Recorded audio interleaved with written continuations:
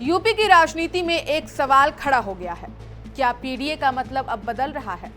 क्या पिछड़ा दलित अल्पसंख्यक के साथ अब पंडित भी जुड़ने जा रहा है? क्या अखिलेश यादव ने 2027 के लिए एक नया सोशल इंजीनियरिंग फॉर्मूला तैयार कर लिया है? एक तरफ पीडीए का नया नारा, दूसरी तरफ ब्राह्मण नेताओं की बड़ी बैठक, ज्योतिष की सलाह, मंदिरों में पूजा, शंकराचार्य के प्रति सम्मान और सॉफ्ट हिंदुत्व की नई तस्वीर। तो क्या बीजेपी के हिंदुत्व और ब्राह्मण वोट बैंक को चुनौती देने के लिए सपा ने अपना पैरेलल ब्राह्मण प्लान लॉन्च कर लिया है? आज के इस पैकेज में हम करेंगे पूरा इसका विश्लेषण। क्या है इस रणनीति का गणित और 2027 में इसका असर कितना बड़ा हो सकता है? लखनऊ समाजवादी पार्टी का प्रदेश मुख्यालय। आधिकारिक तौर पर वजह है 5 अगस्त को समाजवादी विचारक और छोटे लोहिया कहे जाने वाले पंडित जनेश्वर मिश्र की जयंती की तैयारी। लेकिन राजनीति में तारीखों से ज्यादा मायने रखते हैं संकेत, और संकेत साफ है। प्रदेश भर से ब्राह्मण नेता, विधायक, पूर्व विधायक, सांसद, पूर्व सांसद और संगठन के पदाधिकारी एक मंच पर जुटने वाले हैं। सवाल यही है कि क्या ये सिर्फ श्रद्धांजलि सभा है या फिर 2027 विधानसभा चुनाव का ट्रायल रन? पिछले कुछ वर्षों से अखिलेश यादव लगातार पीडीए की राजनीति को आगे बढ़ा रहे हैं। पीडीए यानी पिछड़ा दलित अल्पसंख्यक। 2024 की लोकसभा चुनाव में इसी फॉर्मूले ने समाजवादी पार्टी को बड़ी सफलता दिलाई। लेकिन यूपी का चुनाव गणित कभी एक फॉर्मूले पर नहीं टिकता। यहाँ जीत उसी की होती है जो सामाजिक समीकरणों की बारीकियों से समझ ले। और शायद यही वजह है कि पीडीए के समानांतर अब पंडित प्लान भी तैयार होता दिख रहा है। यूपी की राजनीति में ब्राह्मण वोट बैंक हमेशा निर्णायक माना गया है। करीब 10 में से 15% आबादी वाला ये वर्ग सत्ता का मूड बदलने की क्षमता रखता है। बीजेपी का सबसे मजबूत सामाजिक आधार माना जाने वाला यही ताकत अगर थोड़ा भी खिसकता है तो चुनावी तस्वीर बदल सकती है। और शायद इसी संभावना को भुनाने की कोशिश में जुटी है समाजवादी पार्टी।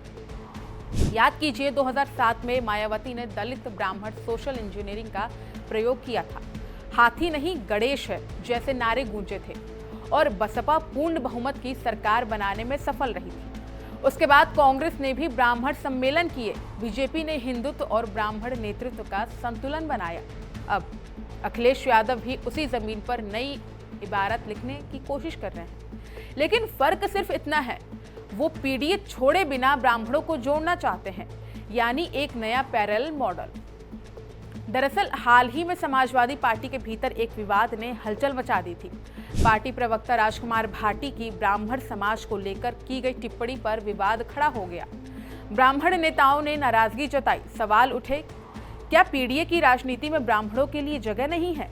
इसके बाद अखिलेश यादव ने खुद हस्तक्षेप किया। भाटी को बुलाया गया, नसीहत दी गई और यहीं से शुरू हुआ डैमेज कंट्रोल। यानी ये सिर्फ डैमेज कंट्रोल था या फिर बड़ी रणनीति का हिस्सा? राजनीति में संदेश बहुत मायने रखते हैं और पिछले कुछ महीनों में अखिलेश यादव की राजनीति में कई ऐसे संदेश दिखाई दिए जिन्हें विपक्ष सॉफ्ट हिंदुत्व कह रहा है और समर्थक इसे सांस्कृतिक जुड़ाव बता रहे हैं। शंकराचार्य अविमुक्तेश्वरानंद का मुद्दा, अखिलेश यादव का खुलकर समर्थन। टिम्पल यादव का सार्वजनिक मंच से शंकराचार्य के चरण स्पर्श करना। केदारेश्वर मंदिर में पूजा अर्चना की तस्वीरें। बड़े मंगल पर भंडारा और फिर ज्योतिष की सलाह पर दिनचर्या तय करने की चर्चा। ये सब मिलकर एक नई राजनीतिक तस्वीर पेश करते हैं। एक ऐसी तस्वीर जिसमें अखिलेश यादव सिर्फ पीडीए के नेता नहीं बल्कि एक उदार हिंदू चेहरे के तौर पर भी खुद को स्थापित करना चाहते हैं। राजनीतिक विश्लेषकों की माने तो 2024 के बाद सपा के सामने सबसे बड़ी चुनौती यही थी कि बीजेपी उस पर मुस्लिम परस्त राजनीति का आरोप लगाती रही है।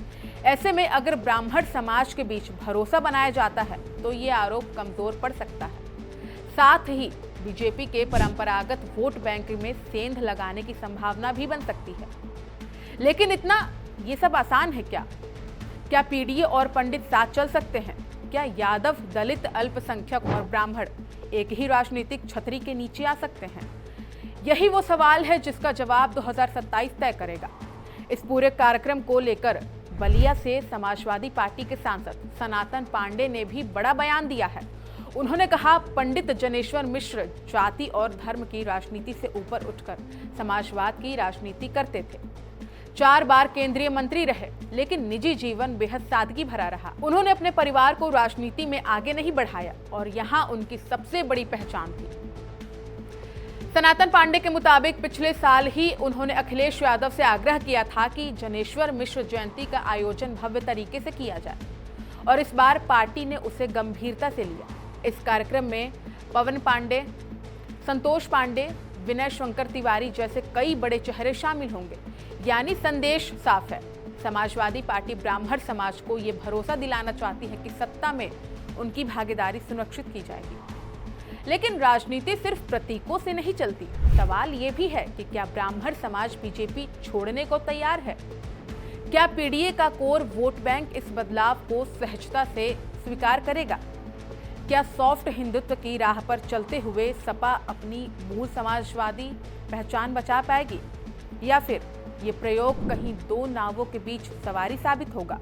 फिलहाल एक बात तय है, 2027 की लड़ाई सिर्फ विकास बनाम विकास की नहीं होगी, बल्कि सामाजिक समीकरणों की सबसे बड़ी जंग भी होगी, जहां बीजेपी अपने हिंदुत्व और संगठन के दम पर मैदान में होगी। तो अखिलेश यादव पीडीए के साथ पंडित जोड़कर नया राजनीतिक समीकरण गढ़ने की कोशिश करेंगे। अब देखना यह होगा कि जनता इस नए फॉर्मूले को स्वीकार करती है या फिर यूपी की राजनीति एक बार फिर नया मोड़ लेती है। फिलहाल इस पूरे मामले पर आपकी क्या राय है? क्या पीडीए के साथ पंडित का ये प्रयोग सफल होगा या बीजेपी का ब्राह्मण किला अभेद रहेगा? अपनी राय हमें कमेंट में जरूर बताएं।